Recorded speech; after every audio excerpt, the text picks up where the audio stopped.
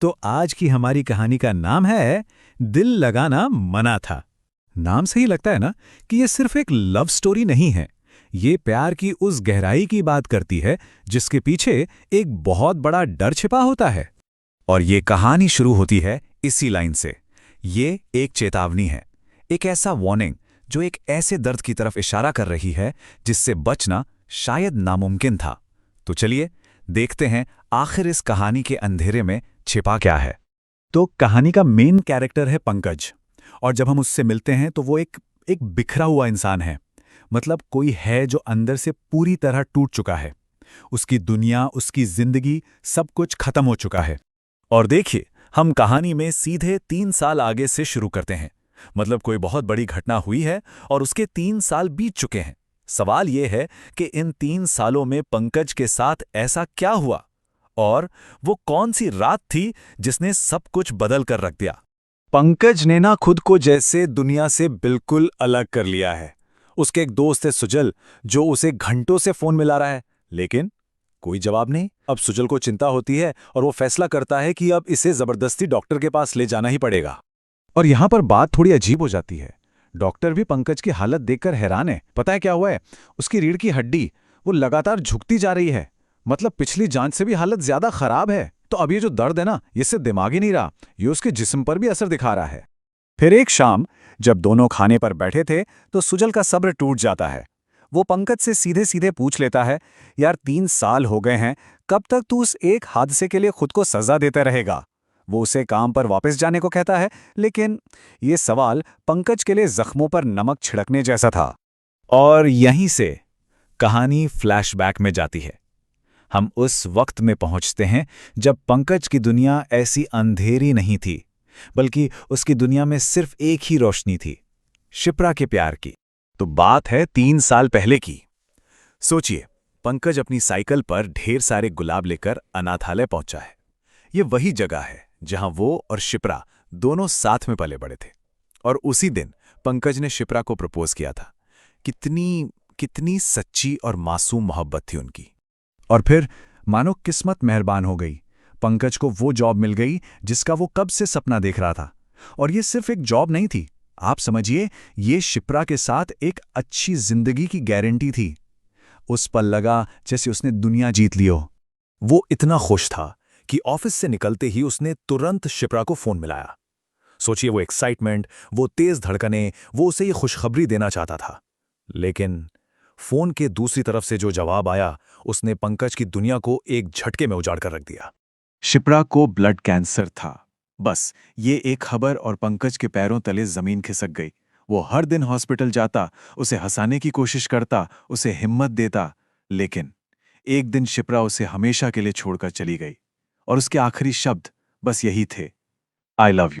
अब शिप्रा के जाने के बाद पंकज का जो दुख था, उसे एक ऐसी दहलीज पर ले आया जहां से लौटना मुमकिन नहीं था। और इसी दुख में उसने अपनी जिंदगी में एक ऐसी सुपरनैचुरल शक्ति को जगा दी जो उसे पूरी तरह तबाह करने वाली थी। उसने खुद को खत्म करने की भी कोशिश की, पर वो बच गया। और इसी के बाद उसकी मुलाकात एक अजीब रहस्यमयी इंसान से होती है। उस आदमी ने पंकज को एक डॉल दी और कहा कि इसमें शिप्रा की रूह नहीं है, इसमें सिर्फ उसकी परछाई कैद है। अब इस डॉल के साथ कुछ बहुत जरूरी नियम भी थे। ध्यान से सुनिएगा। पहला, डॉल को कभी अकेला नहीं छोड़ना। दूसरा, अगर कभी वो अकेली छूट जाए तो रात 1 से 3 बजे के बीच घर के अंदर कदम नहीं रखना, क्योंकि उस वक्त एक बुरी आत्मा उस पर कब्जा कर लेती है। और तीसरा और सबसे जरूरी नियम, वो आत्मा प्यार का नाटक करेगी, लेकिन उससे दिल लगाना बिल्कुल मना था। ये नियम नहीं थे, ये जिंदगी और मौत के बीच की लाइन थी। लेकिन दुख में डूबा इंसान क्या कुछ नहीं करता। पंकज शिप्रा को वापस पाने के इस भ्रम में इतना अंधा हो चुका था कि उसने एक एक करके हर चेतावनी को, हर नियम को ताक पर रखना शुरू कर दिया। मतलब पंकज ने जैसे अपनी तबाही की कहानी खुद लिखनी शुरू कर दी थी। वो जानबूझकर रात के 1 से 3 के बीच घर आता। रात के 2 बजे वो उस डॉल के साथ ऐसे डांस करता मानो वो असली शिप्रा हो। उससे बातें करता, उसके साथ जीता। वो उस खतरनाक धोखे में पूरी तरह डूब चुका था। और फिर धीरे धीरे वो खूबसूरत धोखा टूटने लगा। चीजें डरावनी होने लगी। पंकज जब सुबह उठता तो उसके शरीर पर खरोच के निशान होते थे। कभी उबलते पानी में उसे शिप्रा का एक भयानक चेहरा दिखता, और फिर एक दिन वो डॉल अपनी जगह से खुद ब खुद हिल गई। आप जाकर डर ने पंकज को जकड़ना शुरू किया। और यहीं से कहानी अपने सबसे खौफनाक मोड़ पर पहुंचती है। ये क्लाइमेक्स है जहां उस बुरी आत्मा ने अपना आखिरी और सबसे खतरनाक दांव खेला। एक रात पंकज ने एक सपना देखा।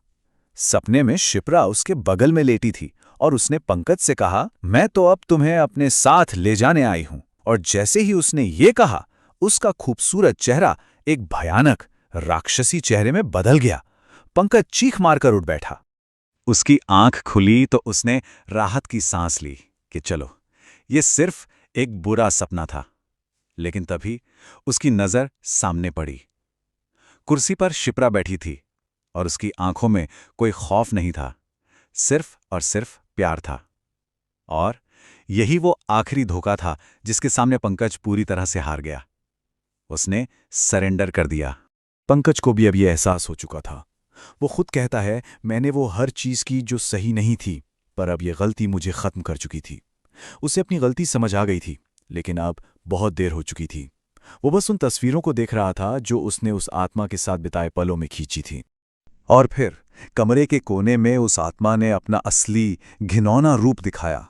वो एक छिपकली की तरह दीवार से चिपकी हुई थी। इससे पहले कि पंकज कुछ समझ पाता या कुछ कर पाता, उसने पंकज पर हमला कर दिया और उसकी रूह को अपनी दुनिया में खींच लिया। और मरते हुए पंकज के कानों में सिर्फ एक ही बात गूंज रही थी, वही चेतावनी, दिल लगाना मना था। तो पंकज की ये कहानी हमें एक बहुत बड़े सवाल के साथ छोड़ जाती है। जब किसी को खोने का दर्द बहुत ज्यादा हो, तो क्या एक खूबसूरत धोखे में जीना गलत है? क्या उस धोखे के लिए कोई भी कीमत चुकाई जा सकती है? और अगर हां, तो उस धोखे की आखिरी कीमत क्या होती है? शायद पंकज की कहानी इसका जवाब है।